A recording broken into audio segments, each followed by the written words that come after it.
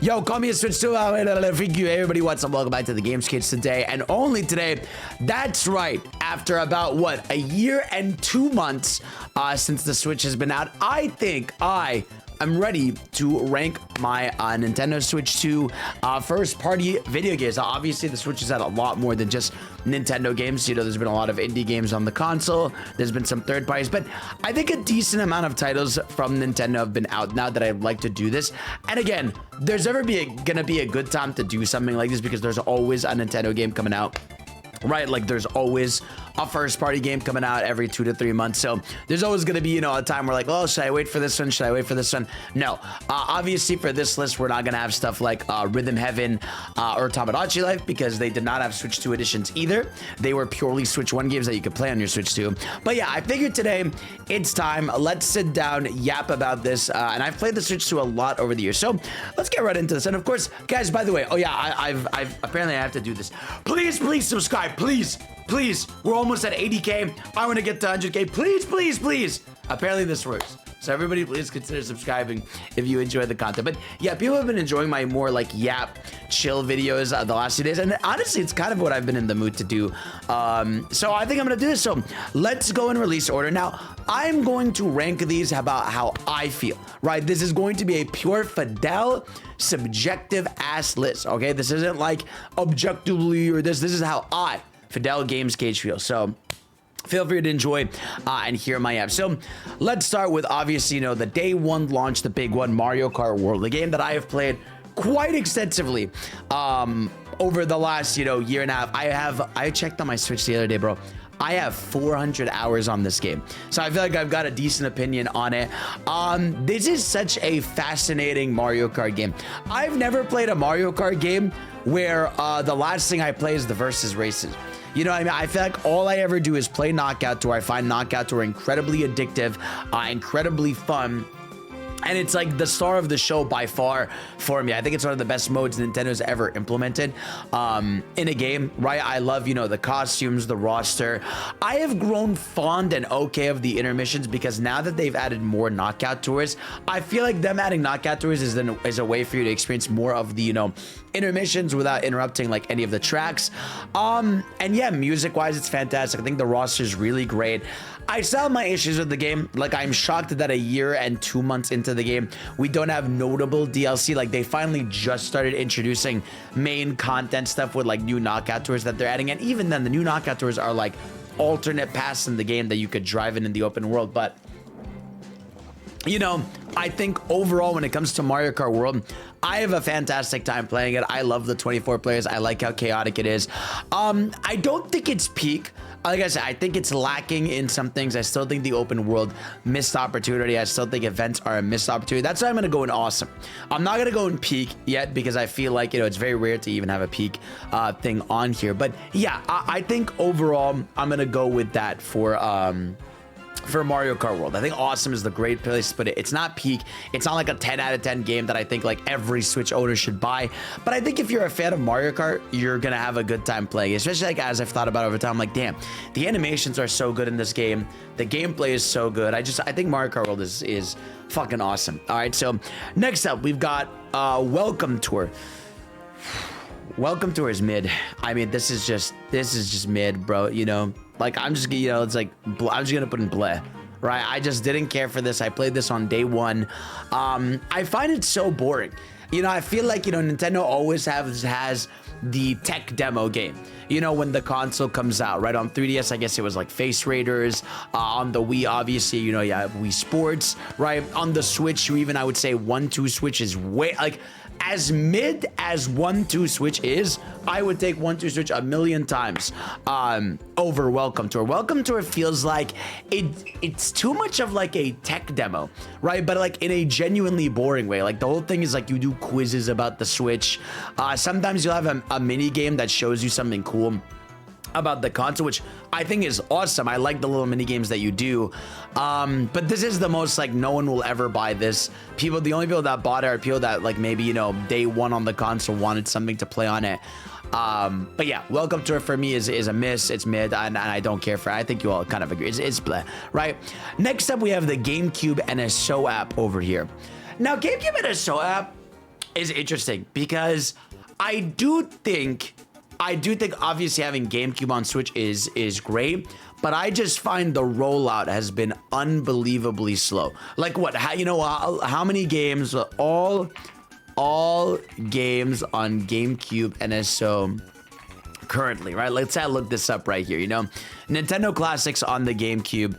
If we click this, what there is right now? No, these are only 4 of them, right? Let me look at the full list. For GameCube Classic right now, we have Wind Waker, Soul Cal, F-Zero, Mario Strikers, Chibi Robo, Luigi Mansion, Wario World, Fire Emblem, Pokemon XD, Gale of Darkness, and TBD on Colosseum. So, yeah, we don't even have Mario. Obviously, Mario Sunshine's coming out tonight, actually, as I'm recording this video. But yeah, I feel like the GameCube, I get it, doesn't have the craziest lineup of games in the first place from the first party side, but it's like, I do feel like they've been adding things at a very slow pace, but I'm happy that GameCube is finally on NSO, and I think the emulation is great, the save states are great, so overall, I think great. I think great is a great place to put it. It would be honestly in peak if, they actually updated it a lot more. I would have 0 issues with it. I also have my GameCube controller, which is always fun to use when I play one of these GameCube NSO games. But yeah, I think if the lineup was a little bit more fleshed out and they updated a bit more, I'd be more impressed by it. Next up, we have Breath of the Wild and Tears of the Kingdom. Now, for me, these two, I think, look, here's my thing. I think, obviously, for me, Breath of the Wild and Tears of the Kingdom are peak video games. So I think, that's, as good as you're going to get with video games. I do think the Switch 2 edition update is very ass, right? Like, we all agree, the whole Zelda notes where you connect your phone to the game and you get extra lore. I think getting the extra lore is cool, right? But I just think, making the Switch 2 edition add-on a mobile app extension is kind of lame. I wish it was just stuff that they had implemented in the game itself, but I do still think I'm gonna put it in peak because, again, having these games in 4K 60, it's glorious. When I hopped on Breath of the Wild, and, the loading screens are fast, it looks gorgeous, it's like, wow, man, you really see the full vision of these games. Playing some of these games at 4K 60 instead of 30 is glorious. So like I said, while I don't think the Switch 2 edition itself is incredible, I still think these are peak video games that are worth playing, even though I have my criticism and issues with Tears of the Kingdom. If it was up to me, I would put Tears of the Kingdom in awesome, but I can acknowledge, peak video game, I still had a fantastic time with it. Next one. Ooh, this is one that I argue with people about all the time. DK Bonanza. So DK Bonanza is interesting because I do love Donkey Kong Bonanza. You know what I mean? I think it is a game that when I've thought about it, I'm like, damn, going through that game was incredibly fun. The DK transformations, the collectathon aspect, it's addicting, it's fun, right? And there's a lot of love put into it. It's gorgeous. The finale is still the best Nintendo finale ever made. But there are things about the game that don't stand out to me. One, I find I've never wanted to really replay through the game as much as I probably want to. I do like Emerald Rush. I think Emerald Rush is great, but I did think the post game was a little lacking, where it was just here's these 4 challenges, and Pauline's like, hey, I'm making this new song. You never hear the song, which I thought was a little lame. I think the bosses throughout the game were kind of also just okay. But it's hard to deny that DK Bonanza isn't a fantastic game, through and through. I had an amazing time playing through it, and I thought it was super fun. I like, the fact that you can destroy everything. I thought the platforming style was really creative. I liked rolling on a rock, jumping, hitting it in the air, getting the jump off into the dive. It gave me that same feeling of movement that I had with Mario Odyssey. So while I don't think DK Bonanza overall has the replayability and love that I've gotten out of a game like Mario Odyssey, I do think that Bonanza overall is a fantastic game still. I still remember my time with it fondly, even though over time, the areas you go to don't really stick out as much. And like I said, I would never want 100% this game again. I think I'm content doing it again. And I know Emerald Rush, to be honest, I do want to go back and do more of the Emerald Rush because I've played a bit of Emerald Rush, and whenever I do, I have a good time with it. But I do want to go in and get better at it and try more of it. But overall, DK Bonanza, I can't deny it is a fire video game. Next up, we have Super Mario Party Jamboree plus Extra Jamboree TV. All right, so here's my thing, right? For me, I follow the same kind of ruling I have with Zelda, where like I still think, you know, Zelda's a fantastic game, despite the Switch 2 edition being like, you know, the graphics are great, but the additions are whatever. I think Jamboree TV, overall Mario Party Jamboree, I think is great. Like I like Jamboree TV, you know, I like Jamboree as a game. It's nice to have a full Mario Party game where we're back to solo playing with new boards and everything. I think that stuff is great. However, I find the Jamboree TV edition to be like actively bad. You know, I think the Jamboree TV modes where it like messes with the camera gimmick, with some of the extra mini games that are just mouse mode. I just felt like this update was very much like, it's funny, Jamboree TV feels like the gimmick, right? Like that almost feels like the gimmick launch more than welcome to it, because it uses the camera, it uses the mouse mode. But it's like, I wanted more boards. I mean, it's Mario Party. I want more boards, right? I want more stuff to do. And I know that there's a 2v2 mode, which is really cool. They added like a survival mode where it's just like 5 turns and you see who can win at the end of it. So I do think Jamboree overall is still a solid Mario. I would even go great, but I feel like Jamboree TV being so ass, making this game $80, like, it's just not great. So I think for me, yeah, I do think like Jamboree TV overall for me is gonna put this game in like solid over great. Like I think you're still gonna have a good time playing Jamboree. I still wish Jamboree also had like a speed up feature. I think like the speed of the game is a little slow. I think this is like a known fact about Mario Party Jamboree. But I mean, as always, when you play with your friends, you're gonna have like a good time. You know what I mean? So I would still keep it in solid. You know what I mean? I think that's where that's what I'm feeling, despite me really enjoying the game. Next up, Drag Drive. It's blah. I mean, again, I played this game. It's whatever. It's almost like, it's just a nothing burger game. You know, you use the things to slide, you throw your basketballs, you have some fun, and then you never look back. You know what I mean? I feel like that's kind of how I'm looking at Drag Drive, to be honest. I feel like I don't have much to say about it. Most people probably don't either. Now, one that I have a lot of good things to say about is Kirby and the Star-Crossed Lovers. I think this is fantastic, right? I think Kirby and the Forgotten Land is already an amazing game, right? And then Star-Crossed Lovers, whatever that DLC is, was super fun, right? I liked going back to the other levels that were remixed, you know, with new paths and everything. I do wish, like, when I went into it, I did think it was gonna be like all these brand new levels. But it is more of like a smart ass asset reuse, which I think is great. That's fine, right? And I think having this game also like in 4K 60 is fantastic, because again, Kirby Forgotten Land is an amazing game. That was literally my only flaw with the original, was that it didn't run perfect. And you know, you can tell it's still their first 3D game. But yeah, I did think the final boss was a little like overwhelming. I mean, it's another reskin of the final boss from you know, Kirby Forgotten Land, which I thought they would have done something crazy or something different. But I think it's great, man. Like I said, I wish there was a bit more to the bones, and I wish they had fleshed out maybe a few other things, but I'm gonna put it in awesome. You know, I mean, I think this is still like an amazing Switch 2 edition, probably one of the best Switch 2 editions they've done yet. So I'm gonna put that over there. Now we have Pokemon Legends ZA. Pokemon Legends ZA. So here's my thing about Legends ZA. I think this game was great. I had a good time playing it. You know, when I played it, I'm like, all right, but for me, this was like the most like going through the motions Pokemon game I have played in a long time, right? Where I loved Legends Arceus. Like, I think Legends Arceus is like fantastic, right? Like, I love that game. I thought, you know, exploring the open areas, finding Pokemon felt like a breath of fresh air.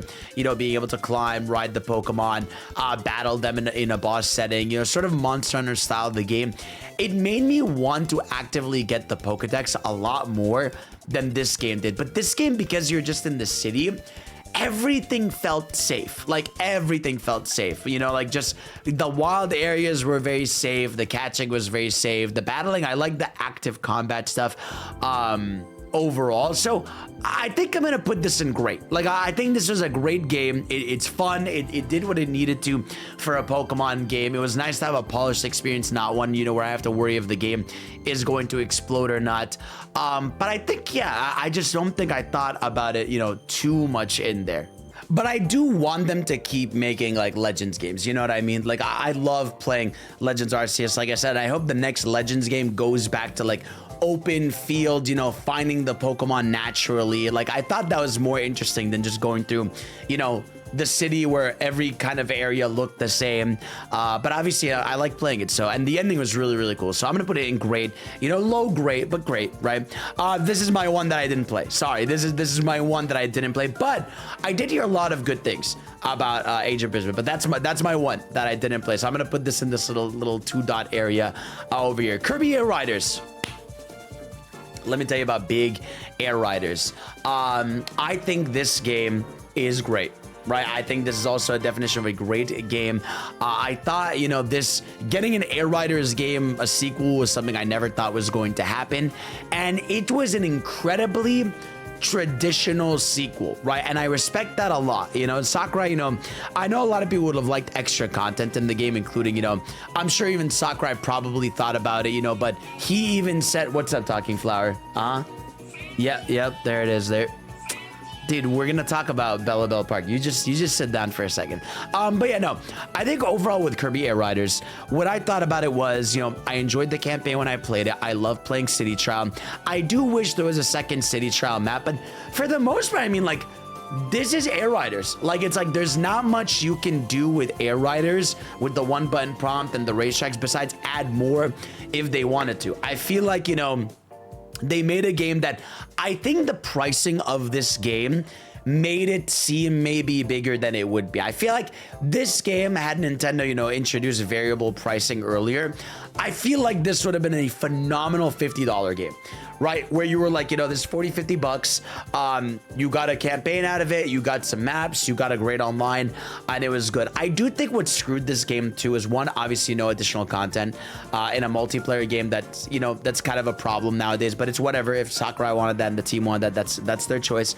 But I think issue number 2 was that the online is so split, because there is normal and ranked for Air Ride, then there's normal and ranked for Top Ride, then there's normal and ranked for City Trial, and then there's, you know, lobbies that you can go into. So I think the online is so unbelievably, like, you know, split that it's so hard to fill up complete lobbies of anything, right? But again, City Trial, when I play with Shara, when I play with anybody, is incredibly fun. I can't complain about it. I just, one of those games you'll always go back to, right? I think it's great. I actually loved it a lot more than, I'm going to put it at the top of great, to be honest with you. I think that's how I feel about Kirby Air Riders. Top of great, valid place. Metroid Prime 4. Now, Metroid Prime 4 is interesting because I played this game. I'm one of the few that actually played this. One of the less than 1 million that bought and played Metroid Prime 4. This is a solid video game. I think this was a solid game. You know, I thought, you know, when I beat it, I was like, that was great. That was fun. But, you know, as time has gone on, one, I've never thought about it ever. I thought it was unbelievably linear. I thought the desert area was unbelievably lame. I thought the shooting was very generic, you know, where it is just shoot, move. I thought the upgrades were very lame too. Like, I just think this game is so unbelievably safe. And, you know, the nice thing is I didn't have these insane expectations. I'm not a Metroid Prime guy. That's not like my forte. But, you know, overall, I thought when it came to Metroid Prime 4, I was like, that was a solid video game. You know, it wasn't broken. It didn't have these issues that, you know, plagued it or anything, but it just kind of whatever. You know, the stories, whatever, the characters or whatever. But hey, the gameplay works. It's enjoyable. It's solid. It's a solid experience. If it's like 20 bucks, go for it. You know what I mean? That's how I feel about it. Animal Crossing, I'm the wrong guy to talk about Animal Crossing. You know, I think this update is solid. I think I jumped in it for like a little bit, but overall, it's more Animal Crossing. You get some extra updates. The game, I can't believe they didn't make the game run at 60, but I guess the game is locked at 30 for their animations. But solid for Animal Crossing. You know, it's just more Animal Crossing. It's not really additional to it. So I'm not the right person to ask for this one, but you know what I am the right person to ask for about? Mario Tennis Fever. Mario Tennis Fever. Let me tell you something, buddy. All right, so Mario Tennis Fever is interesting because they fixed the problem, right? The big issue with the Switch 1 era sports games was that there was no content in them. I feel like they addressed that in this game. The roster was pretty fleshed out at launch, right? You had a lot of maps. You had, you know, a campaign. You had online. I feel like the game itself isn't the issue. I think two things are the problem here. One, I do think like the price of it being 70 bucks, and I think the gimmick, right? So you have the fever racket gimmick that I think is fun, but it does feel a lot more gimmicky than Mario Tennis Aces. Mario Tennis Aces did feel like it was pure skill, right? Because you had the meter mechanic and you could either use it for an ultimate to slow down time to get the ball, to do, you know, perfect passes, all this stuff that felt really like purely competitive. Whereas Mario Tennis Fever, it does have balance, right? But because all the rackets have these different effects where one of them draws bananas, one of them inks the floor, one of them ices the ground, I did feel like a lot of matches were a lot more Mickey Mouse. You know what I mean? Like a lot more matches end up feeling like, what could I have done there? Whereas at least in Mario Tennis Aces, you always knew what you did wrong or what you messed up on, right? But I think Mario Tennis Fever, by the nature of it being more of a Mario-like game, arcade-wise, where it is based on all these tennis rackets, which are balanced to an extent, does ruin the experience a little bit. You know what I mean? I think that's the main issue with the game, is that the game is fun. It is fun, it's polished, again, it fixes the content issues. I just think that the main gameplay hook of the game, I think the main gameplay hook of the game is not as competitively enjoyable as it was for Aces, where I felt addicted to that online. So I think overall, I would put Tennis Fever in great. Like, I had a great time playing it. I just don't know if I would even bump it to like top a solid, right? Like, it was a solid game that I played for that week, and I don't think I'm ever gonna go back to it, but it's solid. Like, it's an enjoyable, fun experience. I actually do think solid is gonna be the place I go for Mario Tennis personally. Xenolade X, I'm not the biggest Xenolade X guy. I didn't really get into as much as I thought, and I do know a lot of people had more issues than I getting later into Xenoblade X. I feel like I'm just gonna put this in solid. You know, it's not my favorite game, but apparently the Switch 2 edition is just kind of here, 60 FPS. Piccopia. So Piccopia has a lot of love. A lot of people love Piccopia. Reviewed super well. The DLC came out. I'm sure it's doing unbelievably well.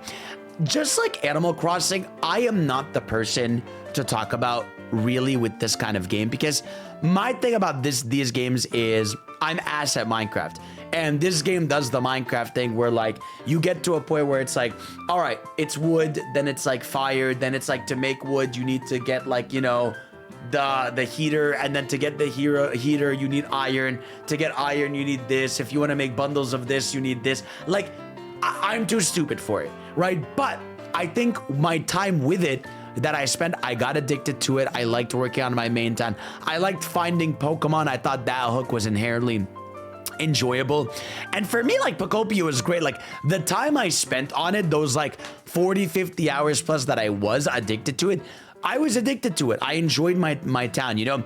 My only issue is that, like, obviously besides me being dumb, is I didn't like that there was like 3 different map areas, because like I almost felt like, well, what do I focus on? This town? Do I focus on the main area? Do I focus on this area? Like, it got too overwhelming for me, to the point where I was like, you know what?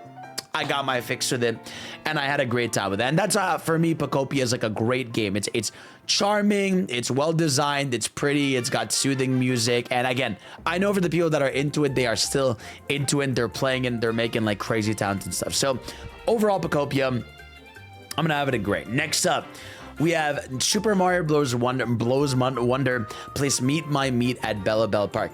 I loved this update. Right, this update, I honestly, my one thing stopping it from peak is that they don't make all the mini games online multiplayer, because there's a sect of the mini games that are online, and I remember playing them with chat and it was super fun.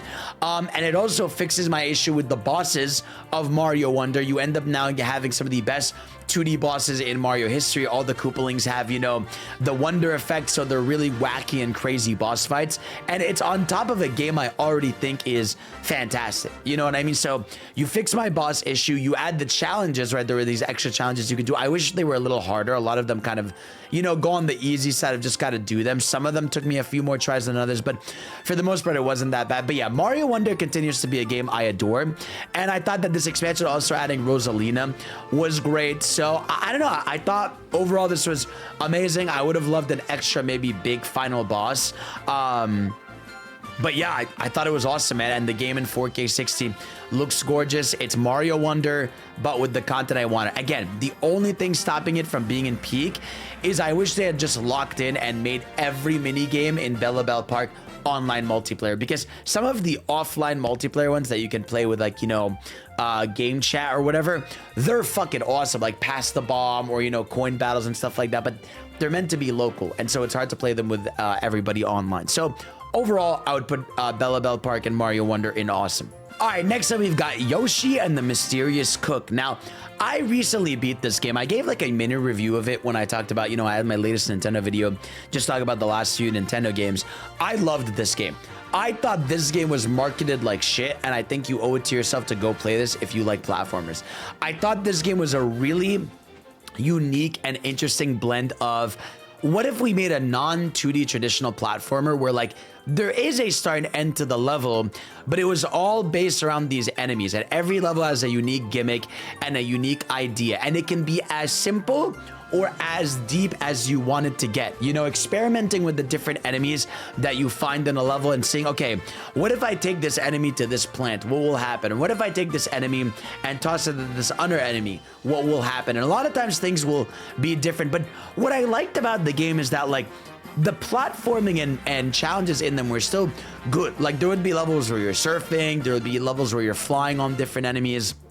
There would be levels where you're literally just playing music. Like, I thought they went with a lot of creativity in this game. And I do think because inherently a game like this tries out 30, 40 different gimmicks, there's always going to be some duds in there. There were some where I'm like, wow, I just did not like that enemy gimmick, or I didn't like trying to figure this out. But I do understand why they went with the no death scenario in this game, where, like, you can't die or anything, because I do think if, like, they want to they want to encourage you to try out all these different things, it would have been annoying to punish you for trying things out. So overall, I think for me, like, Yoshi is the top of great. Like, I genuinely love the game. I don't think it's awesome. Like, I don't think it's like, holy shit, you know, but I would actually like to go back and get some of those challenges done.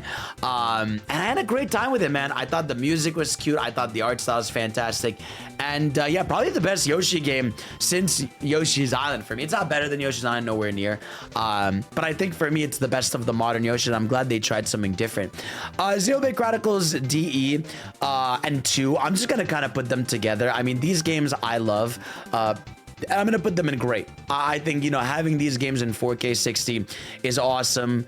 Especially 2. I adore 2. I mean, I would honestly put them where Zelda is, to be honest with you. I think these are phenomenal games, and the Switch 2 editions add some extra side mode stuff, and again, these games in 4K 60 are pretty fantastic. So I would put them all the way at the peak of the peak over there. Except, you know, but Xenolade 1, yeah, Xenolade 1's a great game. Yeah, I'll put them. It's fine. Star Fox, right? Star Fox Remake. Also, Fitness Boxing 3. I don't care. I'm putting it right next to Age of Imprisonment over there. So, Star Fox, I loved this game. I thought this was an amazing remake. And yeah, was it safe to do Star Fox 64 again?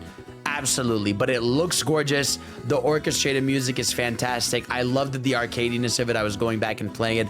I think the multiplayer is unbelievably fun.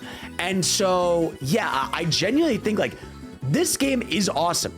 Right? Like, is it a little bit safe? Yes. Right? It is definitely safe, but it is a remake of a fantastic game that I think is, one, now the definitive way to play the game. You know, I mean, I think this is the best way you'll ever experience Star Fox 64. I grew used to the designs a lot more than I thought I was going to. I still think Falco looks a little bit of a chud. But overall, I think this game is awesome. Like, I just love playing it. You know, I mean, I love playing it. I love going to the levels. I loved hearing the music. Like, I loved the updated dialogue. You lost some of the charm of the original with some of the lines and the deliveries of some of those OG voices, and I wish they had added more content to it, but I can't deny it's awesome. You know, I mean, I would put it right, like, I'd put it right here, to be honest with you. I thought it was fantastic. And speaking of fantastic, Splatoon Raiders. Splatoon Raiders is another game that I just beat. This is probably the finale of what's it called. This is the I would say the finale of this list for now. Raiders, I loved this game, man. I recently just beat the Pit of 100 Trials that they had in the game, and I thought this game was awesome, dude. I mean, it was fun. It was fun playing it with friends. It was addicting to try the different weapons. My only issues with this game lie on the fact that, one, some of the areas aren't really memorable. Like, a lot of the areas kind of blend together. I wish, because Splatoon is such a stylish game and a stylish world in general, that, like, having a game where, I get it, it's the idea that, yeah, everyone's broke and you're lost on this island, so you don't have that. There was some concept art that they released where, like, it showed, like, the Inklings in an abandoned water park, right? Where, like, that's the stuff I would have loved to see more of. You know, I would have loved if they went with the angle of, like, abandoned malls and abandoned water parks and abandoned, like, fun areas. So you would have gotten some really unique looking places. But instead, you're kind of met with, like, regular ass, you know, land. And I honestly thought pre-launch that the game's gimmick was gonna be, you are on this island, you can go freely explore. I didn't know it was gonna be mission by mission that you just pick on the map, which isn't necessarily a bad thing, but I thought it would have been enjoyable to, like, learn the land around you and have one big open area. But again, I think for me, this game was awesome.